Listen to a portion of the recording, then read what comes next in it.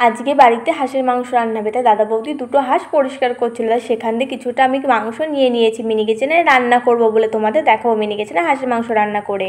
তারপর হাঁসের মাংস নিয়ে মিনি কিচেনে চলে এসেছি। আর মিনি কিচেনে হাঁসের মাংসটা ভালো করে রান্না করব। হাঁসের মাংস রান্না করার জন্য নিয়ে নিয়েছি কিছুটা পরিমাণে পেঁয়াজ কুচি, আর কিছুটা রসুন বাটা, আর নিয়েছি কিছুটা আদা বাটা। বাকি যে মশলা হচ্ছে সেই মশলাগুলো গুঁড়োই ব্যবহার করবো। আর দেখো মেটোটা, হাঁসের মাংস মেটোটা আমি খুব ছোট ছোট করে কেটে নিচ্ছিলাম। তোমরা কারা কারা হাঁসের মাংস খেয়েছো, আর হাঁসের মাংস খেতে কাদের ভালো লাগে অবশ্যই কমেন্ট করে কিন্তু জানিও আমাকে। দেখো মেটোগুলো কিন্তু আমার কেটে নেওয়া হয়ে গেছে। মেটোগুলো খুব ছোট ছোট কাটিনি, আবার খুব বড় বড় করেও কেটে নিয়ে নিই। এবার মাংসগুলো খুব ভালো করে ধুয়ে নিতে হবে।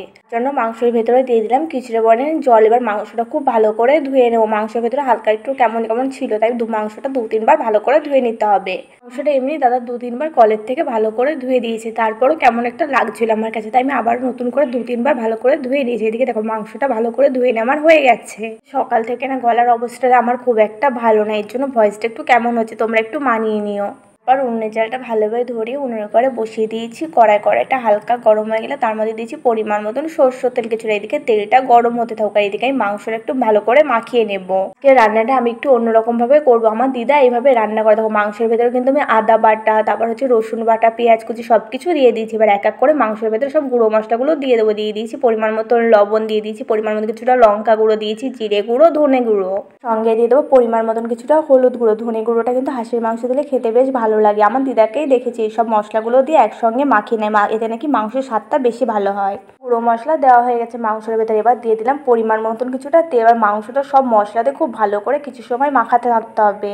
সময় মাংসটা যত ভালো করে মাখাবে ততই কিন্তু মাংসটা খেতে বেশি ভালো হবে। এদিকে কড়াই তেলটা গরম হতে থাকবে, ততক্ষণে মাংসটা ভালো করে মাখিয়ে নেবো। বন্ধুরা তোমরা যদি এখনো আমার চ্যানেলটি সাবস্ক্রাইব না করে থাকো অবশ্যই মনে করে আমার চ্যানেলটি সাবস্ক্রাইব করে দিও। যদি তোমাদের কাছে ভিডিওটা ভালো লাগে তাহলে ভিডিওটা লাইক করে দিও, আর পাশে থাকা বেল আইকনটা অবশ্যই মনে করে প্রেস করে রেখো, যাতে আমার পরবর্তী ভিডিওর নোটিফিকেশন সবার আগে তোমার কাছে পৌঁছায়।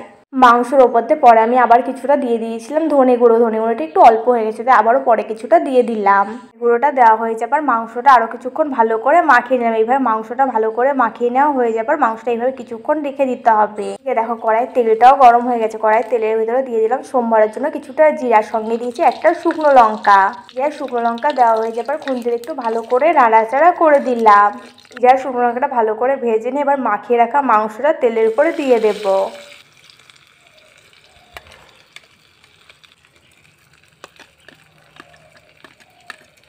মাংসটা তেলের পরে দেওয়া হয়ে গেছে। এবার মাংসটা কিছুক্ষণ ভালো করে সময় নিয়ে কষিয়ে নিতে হবে। দেখো হাঁসের মাংস কিন্তু একটু শক্ত, এই জন্য আমার মাংসটা অনেকটা সময় নিয়ে কষাতে হবে। মাংস একটু হাড্ডি ঘুরতে বেশি হয়, কিন্তু খেতে কিন্তু খুবই টেস্টি। হাঁসের মাংসের কালারটাও কিন্তু খুব সুন্দর আসে। এই মাংসের ভেতরে অল্প অল্প জল দেবো, আর মাংসটা ভালো করে কষিয়ে নেবো একটু সময় নিয়ে। প্লেটটায় সব মশলা লেগেছিল, তাই প্লেটটা ধুয়ে আমি মাংসের ভেতরে জলটা দিয়ে দিলাম। এখন মাংসটা আরও কিছুক্ষণ ভালো করে কষিয়ে নিতে হবে। এই হাঁসের মাংসটা কিন্তু খেতে হয়েছিল খুবই টেস্টি। হাঁসের মাংস কিন্তু এরকম হাত দিয়ে যদি মাংসের ভেতরে মশলা মাখিয়ে তারপর রান্না করাই খেতে খুবই টেস্টি হয়। তোমরা এরকমভাবে বাড়িতে রান্না করে খেয়ে জানিও তোমাদের কাছে কেমন লেগেছে। তবে শুধু হাঁসের মাংস না, মুরগির মাংস এইভাবে রান্না করা যায়, সেটাও খেতে খুবই টেস্টি হয়। মাংস কিন্তু আমি হালকা জল দিয়ে মাংসটা ঢেকে ঢেকে আমি ভালো করে কষিয়ে নিচ্ছি, এতে করে মাংসটা তাড়াতাড়ি করে সেদ্ধ হয়ে যাবে। আমার দিদা খুব হাঁসের মাংস সুন্দর রান্না করে, তাই দিদা এসছে। আমাদের বাড়ি যেটুকু মাংস রাখা হয়েছে সেটা আমার দিদাই রান্না করবে। দিকে দেখো মাংসটা কষাতে কষাতে মাংসের কালার এসছে কত সুন্দর। মাংসটা কিন্তু আরও অনেক সময় ভালো করে কষিয়ে নিতে হবে। কষানোর সময় কিন্তু মাংসটা মাঝে মাঝেই নাড়াচাড়া করে দিতে হবে, না তো মাংসটা কিন্তু নিচে লেগে গেলে কিন্তু খেতে একদমই ভালো লাগবে না। মশলা নিচে লাগতে দেওয়া যাবে না। মা আমাকে বলছে তোর উনুনে কি হাঁসের মাংস রান্না করা যাবে, ওইটুকু উনুনে হাঁসের মাংস কি সেদ্ধ হবে? মাকে বলছি তোমাকে আমি হাঁসের মাংস রান্না করেই দেখাবো আমাদের উনুনে। তাই আমি অনেকটা সময় নিয়ে মিনি কিচেনে রান্না করেছি হাঁসের মাংস।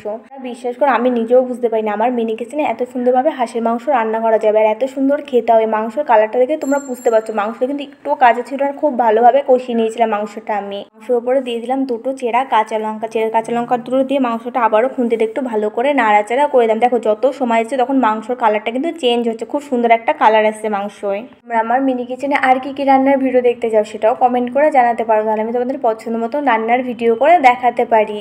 আজকে মিনি কিচেনে হাঁসের মাংস রান্না করাটা কেমন লেগেছে সেটাও কমেন্ট করে কিন্তু জানাতে ভুলবে না। এদিকে দেখো মাংসটা আমার ভালো করে কষিয়ে নেওয়া হয়ে গেছে, আর মাংসের ভেতরে দিয়ে দেবো পরিমাণ মতন জল। মাংসের ভেতরে জল দেওয়া হয়ে গেছে, জলটা আমি গরম জলে দিয়েছি, এতে করে রান্নাটা তাড়াতাড়ি হবে। এখন ঝোলটা কিছুক্ষণ ফোটার জন্য হতে দিতে হবে। তোমরা একটু পাশে থাকো, মিনি কিচেনে যে জিনিসগুলো রান্না করাও যায় না সেই জিনিসগুলো আমি তোমাদের রান্না করে দেখাবো। এভাবে আমি এইটুকু নিয়ে কি রান্না করি, শুধু তোমরা একটু পাশে থাকো। আমি মিনি কিচেনে ভালো ভালো রান্নার ভিডিও করবো, তোমরা আমার ভিডিওগুলোতে একটু ভালোবাসা দিও, হলেই হবে। তোমাদের জন্যই তো এত কষ্ট করে ভিডিও করা। মাংসটা দেখে তোমাদের কার কার খেতে ইচ্ছে করছে আমি জানি, অনেকেরই খেতে ইচ্ছে করছে। যাদের যাদের খেতে ইচ্ছে করছে অবশ্যই কমেন্ট করে কিন্তু জানাবে। মাংসের কালারটা এসে এত সুন্দর, দেখে তো খেতে ইচ্ছা করবেই।